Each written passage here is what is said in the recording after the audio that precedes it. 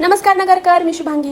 बघा, एवढी घाई गडबड गोंधळ असताना देखील मी ब्राईडचा कसा परफेक्ट लुक केला ते. काल तुम्ही शिवानीचा एंगेजमेंट लुक पाहिला आणि आज पाहणार आहोत आपण तिचा हळदी आणि संगीतचा लुक. हळदी संध्याकाळची होती आणि वातावरण पण खूप सुंदर झालेलं होतं, कारण संध्याकाळची वेळ होती आणि विदर्भाचं वातावरण म्हणजे एक वेगळीच व्हाईब तिथे जाणवत होती. पण माझ्यासाठी ना आता एक पुढे चॅलेंज होतं. शिवानीचं एंगेजमेंट आणि हळदी एकाच दिवशी होती आणि एंगेजमेंट उरकायला थोडा उशीर झाला, त्यामुळे हळदीचा लुक साठी माझ्याकडे अजिबात वेळ नव्हता. घरचे सगळे खूप घाई करत होते, कारण त्यांची फॅमिली खूप मोठी होती आणि तुम्हाला माहितीये फॅमिली मोठी असेल तर किती गडबड गोंधळ होतं ते. आणि सगळ्यांची एकच डिमांड होती, हळदीचा मेकअप पटकन करा. व्हिडिओमध्ये तुम्ही स्वतः पाहू शकता, इतकी धावपळ सुरू होती की आम्हाला सीझर सुद्धा सापडत नव्हती, म्हणून आमची टीम चक्क दाताने गजरे तोडत होती. आता तुम्हाला पाहिलं थोडंसं वेगळं वाटत असेल, पण त्या सिच्युएशनला तिला जे वाटलं ते तिने केलं आणि मला असं वाटतं की प्रत्येक आर्टिस्टने असा जुगाड लावायला हवा. आता वेळ खूप कमी होता, पण तरी सुद्धा आपण प्रत्येक छोट्या छोट्या गोष्टीकडे लक्ष देत परफेक्ट लुक तयार करण्याचा पुरेपूर प्रयत्न केला होता.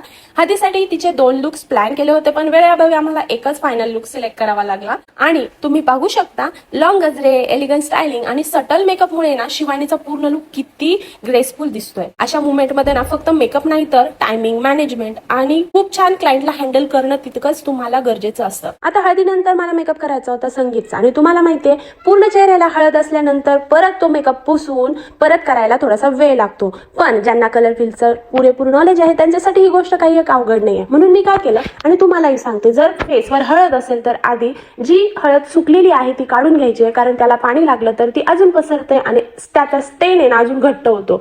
म्हणून आधी कोरडी हळद काढून टाकायची आहे. त्यानंतर एका वेट टिश्यूने ती पूर्णपणे क्लीन करायची आहे आणि त्यानंतर माझ्याकडे जे पर्पल कलरचं करेक्टर होतं मी त्याने पूर्ण हळदीला करेक्ट केलं आहे. पूर्ण हळदीचे स्टेन नाहीसे करून घेतले आणि त्याच्यानंतर तिच्या स्किन टोनने न्यूट्रलाइज करून परत एक लायटर शेड टाकलेला आहे. आणि तुम्ही व्हिडिओमध्ये बघू शकता तिच्या फेसवर कुठल्याही प्रकारचे तुम्हाला येलो स्टेन कुठेही दिसणार नाहीयेत. आणि अशा प्रकारे आजचे सगळे लुक खूप घाई गडबडीत झाले, पण सगळे लुक खूप सुंदर झाले आणि त्याच्यामुळे मनाला एक समाधान लागलं. आणि मैत्रिणींनो, तुम्हालाही असे मेकअप लुक करायचे असतील किंवा असे लुक करायचे शिकायचे असतील तर आजच आपल्या माहेर इन्स्टिट्यूटला नक्की भेट द्या. बाय.